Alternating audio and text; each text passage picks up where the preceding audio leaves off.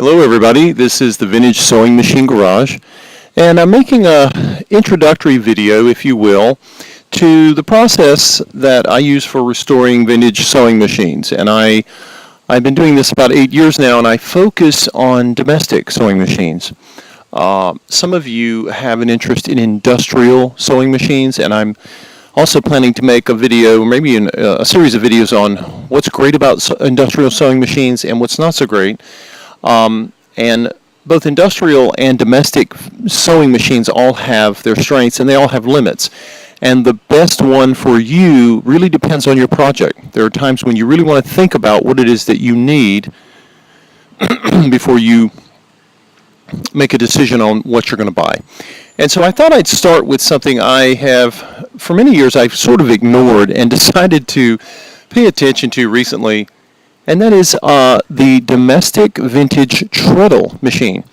Now, for those of you not too familiar with sewing machines, you may have called these pedal machines. You often see them in older, really old tables, and they often have, almost always have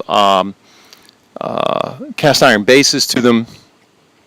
And those machines are basically, for a good part of sewing machine history, from around the mid-1800s all the way through really until the late 20s, early 30s, when people started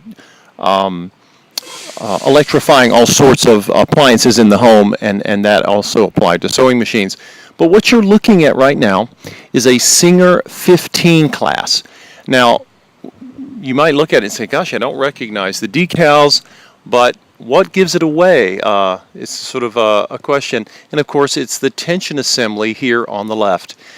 Many of you may know the Singer 1591, and there are other 15 classes. I just restored a 15-125, which was sort of the last run of this machine, and it was made in the late 1950s. So it's hard to believe that a company could have created the design of a machine.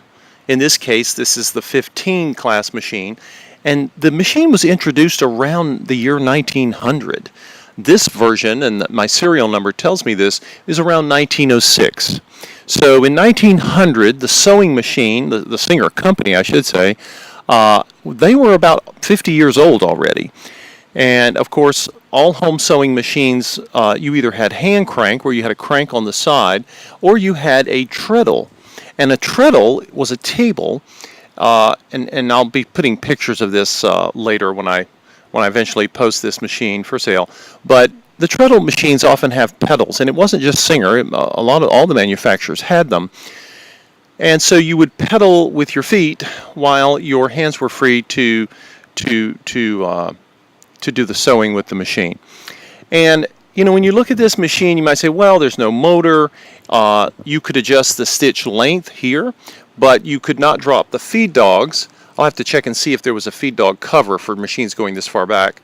And it did not go in reverse. You could not do what sewers refer to often as back tacking.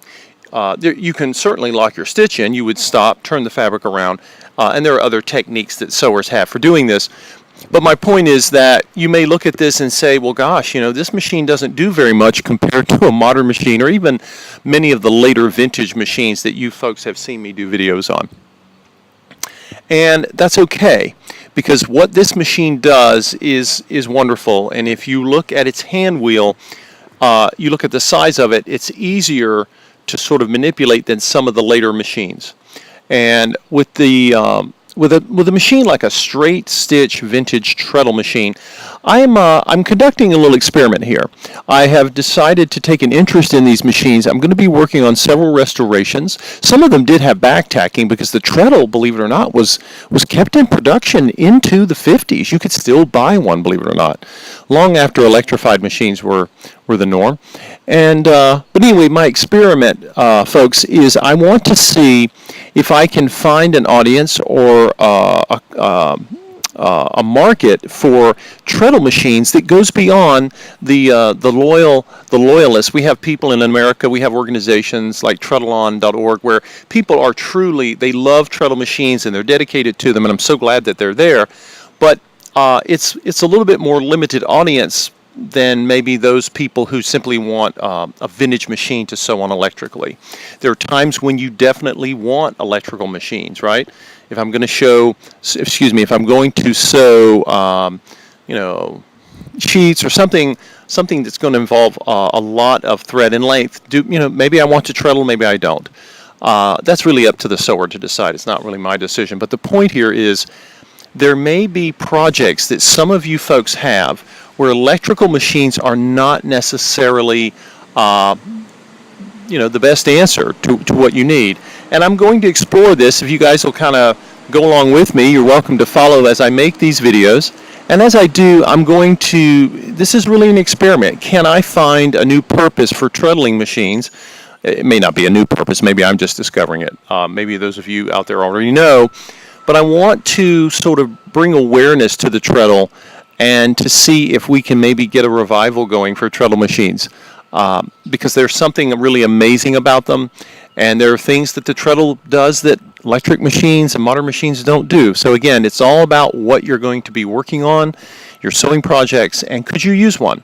So you are looking at a machine that is over 100 years old, about 111 years old to be exact, and hard to believe that it is actually still functioning. I have not hooked thread up to it yet because I'm real careful when I restore machines to clean them and lubricate. But if I were to thread this machine, it might actually sew a stitch for me right now because they were that well engineered. But you don't want to do this with an old machine.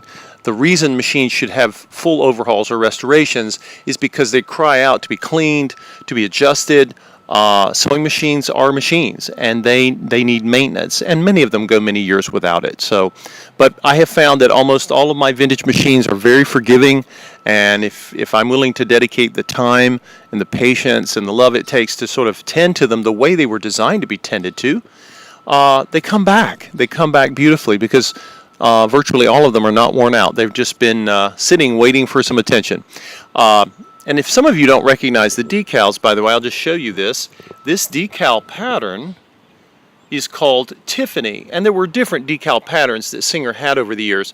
And of course, Tiffany, the Tiffany company with their jewelry and their furnishings and their famous stained glass windows were probably the inspiration for this name. But in a later video, I'll talk to you more about how the machines were produced, some of the materials, and some of the do's and don'ts about restoring a machine. I want to use this as a good example of just to explain to you guys what I found works and some of the things to avoid so you don't actually cause more harm than good when you're trying to restore a machine. Anyway, this was sort of my beginning intro. Again, this is the Singer 15 class, and back in 1906 you didn't get number dials for your attention adjustment. You had to basically go by feel. But you have the beautiful scroll design here on the side plate as well as the back plate. And again, someone paid a great deal of money for this machine in 1906, and at some point they left it to someone in their family, and it just was kept in a family for many years, and eventually, it ended up in the hands of someone's great grandson who moved and didn't want it anymore. And I purchased it from them, and they wanted to find it a good home. So I I like to adopt these machines when I think that they have potential. And so anyway, you will be seeing hopefully a series of videos as I go through this process, and I'll try to take you guys with me. Restoring sewing machines is very time consuming, and when I sell them, I always tell my customers that largely what I'm charging people for is my time. Normally, for most machines, there's exceptions. Most of the time, the parts are not dramatically expensive. It's usually almost always the labor because you have to be patient and invest the hours to do it. But once it's done, basic upkeep on a sewing machine is relatively simple.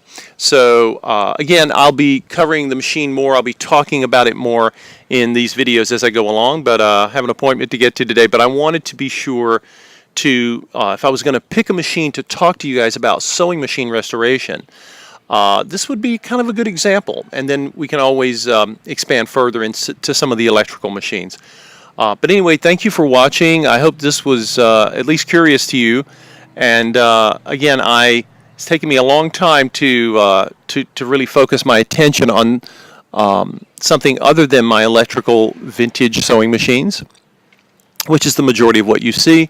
But I want to talk to you about the treadle and why some of you, whether you're a seasoned sower or you're brand new to sowing, why you might want to have, in addition to your electric powered machines, because I need one or two of those myself, why you might want a treadle. Why would you want to fuss around with a treadle? And I think there are going to be some pretty good reasons. And anyway, if you guys will follow along with me as I go through this process, we'll discover what the strengths and the limits of the Treadle vintage sewing machine are. Thanks for watching.